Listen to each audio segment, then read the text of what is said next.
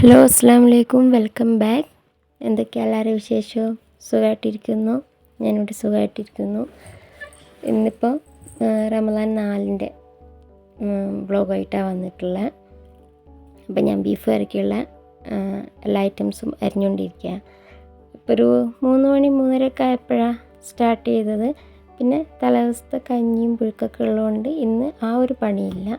ബാക്കിയെല്ലാം നമുക്കാക്കണം. അപ്പോൾ ഇതാ ബീഫ് കറിക്ക് വേണ്ടി കുക്കർ വെച്ചിട്ടുണ്ട്. അതിൽ കുറച്ച് വെളിച്ചെണ്ണ ഒഴിച്ച് കുറച്ച് ഉലുവ ഇട്ടിട്ട് തക്കാളി, ഉള്ളി, പച്ചമുളക്, കറിവേപ്പില ഇതൊക്കെ കൂടി ഇട്ടിട്ട് ഒന്ന് വാട്ടിയെടുത്തിട്ട് പിന്നെ നമുക്ക് മസാലകളൊക്കെ ചേർത്ത് കൊടുത്ത് അതൊന്ന് മൂപ്പിച്ച് കഴിഞ്ഞാൽ ബീഫ് ഇട്ട് ഒത്തിരി വെള്ളം ഒഴിച്ച് ആവശ്യത്തിന് ഉപ്പ് ഇട്ടിട്ട് വേവിച്ചെടുത്താൽ നമ്മളെ നല്ല ടേസ്റ്റി ആയിട്ടുള്ള ബീഫ് കറി റെഡി. സിമ്പിളായിട്ട് കുക്കറിൽ ഉണ്ടാക്കാൻ പറ്റുന്നൊരു ബീഫ് കറിയാണ്. പിന്നെ എൻ്റെ ചാനൽ ആദ്യമായിട്ട് കാണുന്നവരാണെങ്കിൽ ലൈക്ക് ചെയ്യുക, ഷെയർ ചെയ്യുക, കമൻറ്റ് ചെയ്യുക, സബ്സ്ക്രൈബ് ചെയ്യുക. എങ്കിൽ പിന്നെയും വീഡിയോസ് ഇടാനുള്ളൊരു മോട്ടിവേഷനായിട്ട് എനിക്ക് തോന്നുള്ളൂ. അപ്പോൾ എൻ്റെ ചാനൽ ഇഷ്ടപ്പെടുകയാണെങ്കിൽ എന്തായാലും സപ്പോർട്ട് ചെയ്യണം കേട്ടോ. ഇനിയിപ്പോൾ നമുക്ക് പൊലച്ചക്കേക്കുള്ള അത്താഴത്തിന് വേണ്ടിയിട്ടുള്ള കറി ഉണ്ടാക്കാം. ഞാൻ ഇവിടെ ഇന്ന് നമ്മളെ വെണ്ടക്ക ഉപ്പേരിയാണ് ഉണ്ടാക്കാൻ പോകുന്നത്. അപ്പോൾ അരിഞ്ഞ് വെച്ചിട്ടുണ്ടായിരുന്നു.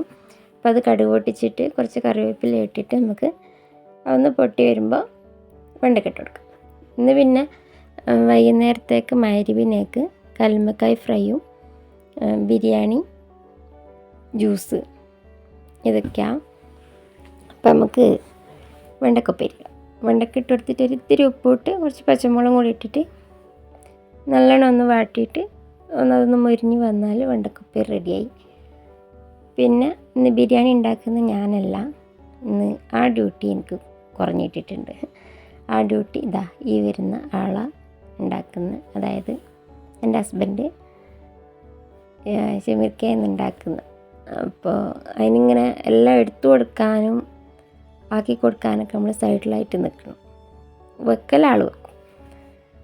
അതായത് കയ്യാളിയായിട്ട് നമ്മൾ വേണം. അങ്ങനെ പിന്നെ ചിക്കൻ ബിരിയാണി ഉണ്ടാക്കുന്ന ബീഫ് കറിയും ചിക്കൻ ബിരിയാണിയും സലാഡും. പിന്നെ ഇന്നലെ ഞാൻ പറഞ്ഞില്ല, ഇന്നലത്തെ കഞ്ഞിയും പുഴുക്കുള്ളത് കൊണ്ട് അത് ചൂടാക്കിയിട്ട് അത് തന്നെയാണ് എടുത്തത്.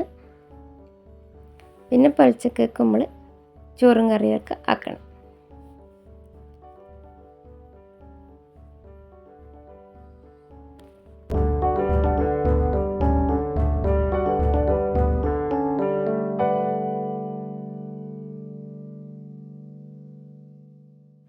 അങ്ങനെ ബിരിയാണിക്കുള്ള മസാലയൊക്കെ ഇതാക്കാൻ വേണ്ടിയിട്ട് അടുപ്പിൽ മസാലക്കുള്ള ഐറ്റംസൊക്കെ കയറിയിട്ടുണ്ട്.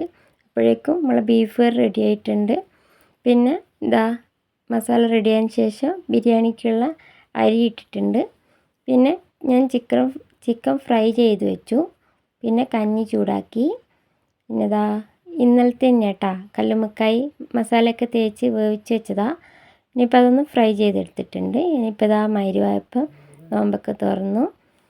നമ്മളെ ബത്തക്ക ജ്യൂസ് അടിച്ചിട്ടുള്ള ജ്യൂസ് ഉണ്ടായിരുന്നു. പിന്നെ കല്ലുമ്മക്കായും ഫ്രൂട്ട്സും. അപ്പോൾ നല്ല റാഹത്തായിട്ട് തന്നെ നോമ്പ് തുറന്നു. ഫസ്റ്റ് നോമ്പിന് മാത്രം ഭയങ്കര ക്ഷീണമായിരുന്നു. ഇപ്പം കുഴപ്പമൊന്നുമില്ല, നല്ല രീതിക്ക് തന്നെ നോമ്പൊക്കെ നോറ്റ് അങ്ങനെ പോകുന്നുണ്ട്. അപ്പോൾ നിസ്കാരമൊക്കെ കഴിഞ്ഞ് ഞങ്ങൾ ബിരിയാണിയൊക്കെ കഴിച്ച്. അപ്പോൾ അടുത്ത വീഡിയോ കാണുന്നവരേക്കും ബൈ ബൈ.